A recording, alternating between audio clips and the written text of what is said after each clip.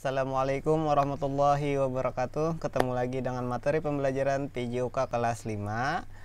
Sebelum kita belajar, mari kita membaca basmalah. Bismillahirrahmanirrahim. Semoga ilmu yang akan kita terima bisa bermanfaat. Amin. Nah, pada pelajaran sebelumnya kita telah mempelajari dua gerak dasar permainan rounders, yaitu melempar dan menangkap bola ya. Sekarang kita akan melanjutkan dengan gerak dasar yang terakhir, yaitu memukul bola. Selain itu kita juga akan mempelajari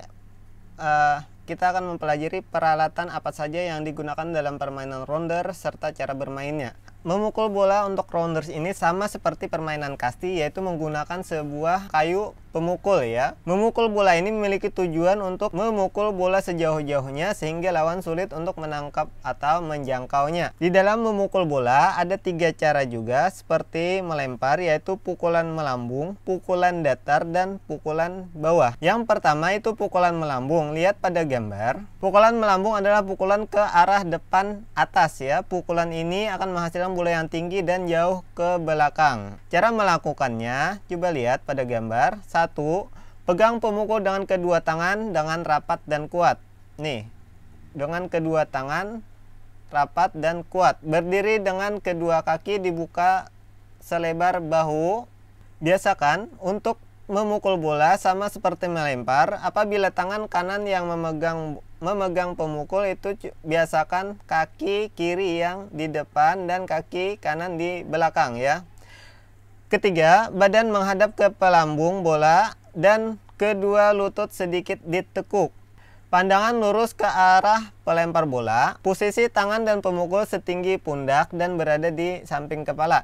Siku kedua lengan ditekuk dan berat badan bertumpu pada kaki belakang. Seterusnya, siku kedua lengan ditekuk dan berat badan bertumpu pada bagian belakang tubuh. Alat pemukul dipegang dengan posisi condong. Ayunkan tangan dimulai dengan melangkahkan kaki depan serta memutar pinggang, dada, dan pundak ke arah pelempar bola. Luruskan tangan, lecutkan kedua pergelangan tangan dan pukul bola di depan pinggul. Lanjutkan ayunan tangan, kemudian jatuhkan alat pemukul. Lakukan berulang-ulang sampai kamu bisa melakukan pukulan melambung dengan baik. Nah, kita lihat contohnya.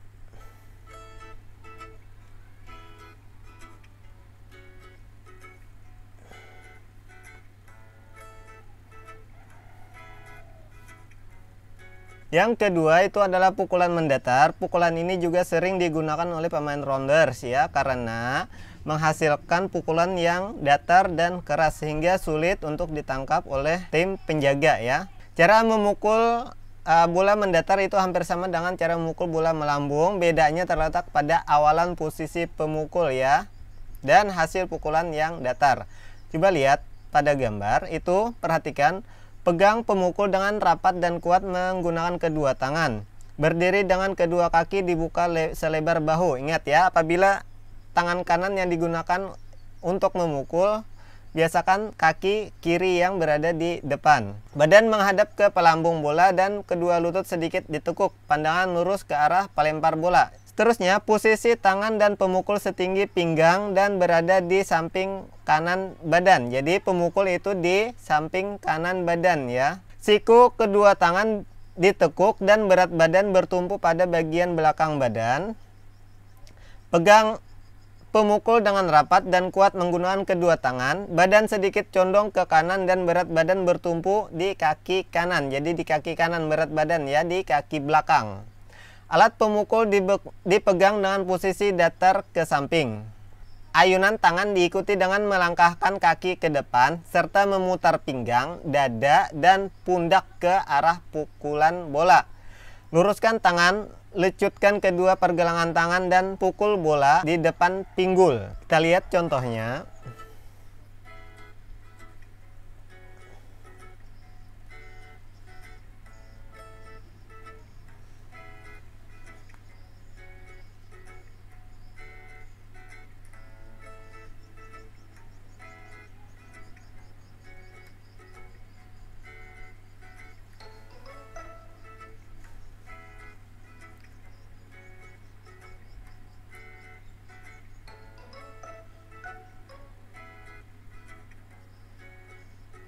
Nah, selanjutnya pukulan bawah.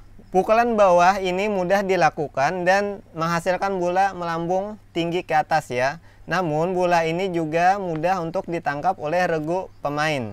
Cara melakukan pukulan bawah itu coba lihat pada gambar. Yang pertama, pegang pemukul dengan rapat dan kuat menggunakan kedua tangan. Berdiri dengan kedua kaki dibuka selebar bahu. Ingat ya, biasakan kaki kiri di depan kalau tangan kanan yang memegang pemukul ya. Berdiri dengan kedua kaki dibuka selebar bahu, badan sedikit condong ke kanan dan berat badan bertumpu pada kaki kanan.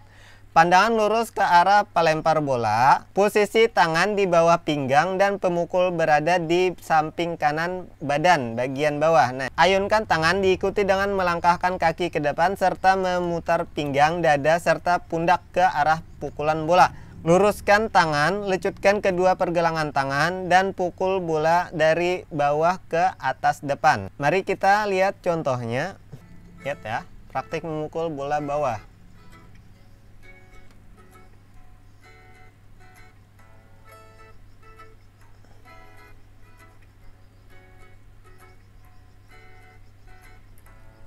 Kita lanjutkan. C. Lapangan rounder. 1. Bentuk lapangan. Bentuk lapangan rounder adalah segi 5, ukuran panjang sisinya adalah 15 meter, tempat hinggap terletak pada setiap sudut lapangan. Jadi ada 5 tempat hinggap, yaitu tempat hinggap 1, 2, 3, 4, dan 5. Tempat hinggap dapat terbuat dari keset, bendera, kecil, ataupun benda lain yang mudah dilihat ya.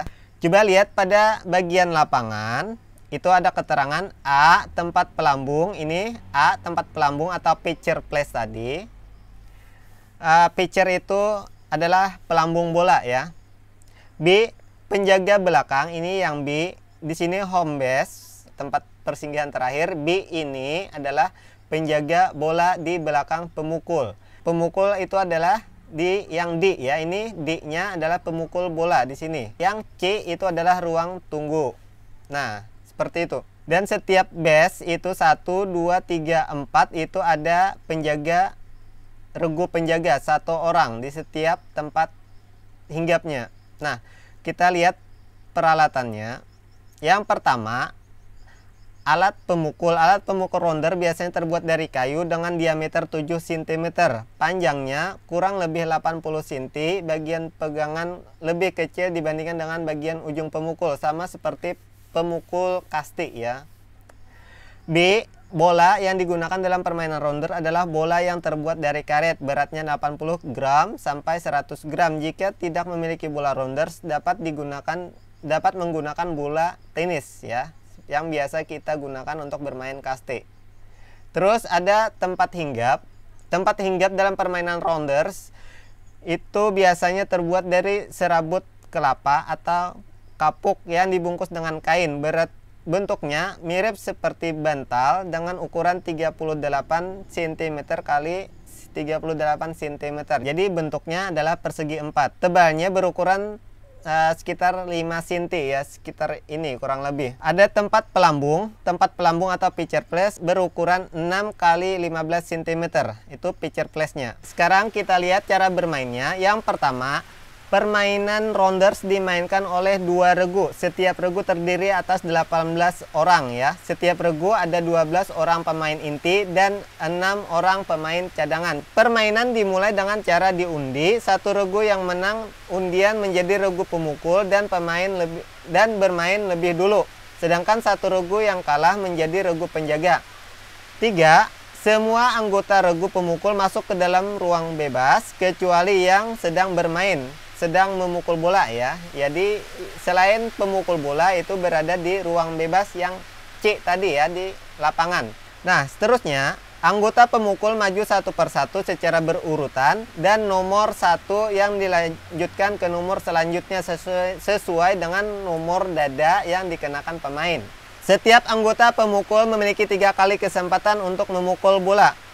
Apabila pukulan pertama atau kedua sudah berhasil, anggota tersebut diperbolehkan untuk berlari ke base. Jadi satu orang pemukul itu diberi kesempatan 3 kali memukul bola ya. Setelah berhasil memukul, pemain berlari ke base tempat hinggap nomor 1, lalu nomor 2, nomor 3 hingga ke base kelima. secara berurutan. Pemukul yang di belakang tidak boleh mendahului pemukul yang di depannya. Setiap base hanya boleh dihinggapi oleh satu orang pemain dan satu orang penjaga. Jadi satu base itu hanya boleh dihinggapi oleh satu orang pemain. Makanya pemain yang selanjutnya itu tidak boleh mendahului pemain yang lebih dulu ya. Nah, jadi setiap base tadi itu ada satu orang penjaga. Yang kedelapan, cara mengalahkan lawan dapat dilakukan dengan dua cara. Cara pertama dengan menyentuhkan bola ke tubuh pemain atau pemukul sebelum dia sampai ke base. Sedangkan yang kedua dengan menginjakkan kaki pada base yang dituju pelari sambil memegang bola. Yang kesembilan, pergantian pemain dari regu jaga ke regu main dilakukan setelah mematikan lawan sebanyak 6 kali. Bisa juga dengan menangkap bola sebanyak 3 kali. Menangkap bola sebanyak 3 kali itu artinya menangkap bola sebelum bola menyentuh ke tanah. Nah, 10. Regu main dapat memperoleh nilai 3 ketika pemain yang berhasil memukul bola masuk ke lapangan dan menuju ke base 1, 2, 3, 4 dan home base dengan selamat. Jadi nilai 3 apabila pemukul itu berhasil memukul bola masuk ke lapangan ya, dan dia berhasil lari dari tempat hinggap 1, 2, 3, 4 sampai ke home base tanpa berhenti di salah satu tempat hinggap, itu mendapat poin 3. Nah, seterusnya mendapatkan nilai 2 karena pemain tersebut melakukan home run. Apabila pemukul memukul bola keluar pada lapangan, sini bola keluar dari lapangan, itu namanya home run. Jadi pemain mendapat nilai 2 tanpa melakukan lari ke tempat hinggap. Nah, seterusnya mendapatkan nilai 1 itu apabila pemain berhenti di salah satu tempat hinggap. Misalkan pemain ini yang satu memukul masuk ke dalam lapangan dan dia berhasil sampai ke tempat hinggap 1. Seterusnya pemain kedua memukul dan masuk lagi dan dia berhasil lari ke tempat hinggap 2, 3, 4 dan 5. Itu dia cuma mendapatkan nilai 1 ya. Apabila seorang pemain dari regu pemukul melakukan pukulan sah tetapi tidak berhasil mencapai salah satu base yang ada, maka pemain tersebut mendapatkan nilai 0.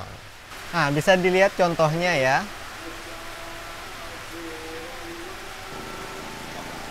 Ini 1 kali memukul gagal, 2 kali memukul gagal, 3 kali memukul gagal. Ini nilai 0. Bola berhasil dipukul dan masuk. Nah, dia berhasil ke tempat hinggap kedua. Dia akan mendapatkan nilai 1 karena berhenti ya. Sampai di sini pembelajaran kedua, yaitu permainan rounders. Semoga anak-anak paham cara permainannya. Kita akhiri dengan baca hamdalah. Alhamdulillahirrabbilalamin. Semoga pembelajaran yang kita terima bermanfaat. Sampai ketemu lagi di pembelajaran ketiga, yaitu gerak dasar atletik. Wabillahi taufiq wal hidayah. Wassalamualaikum warahmatullahi wabarakatuh.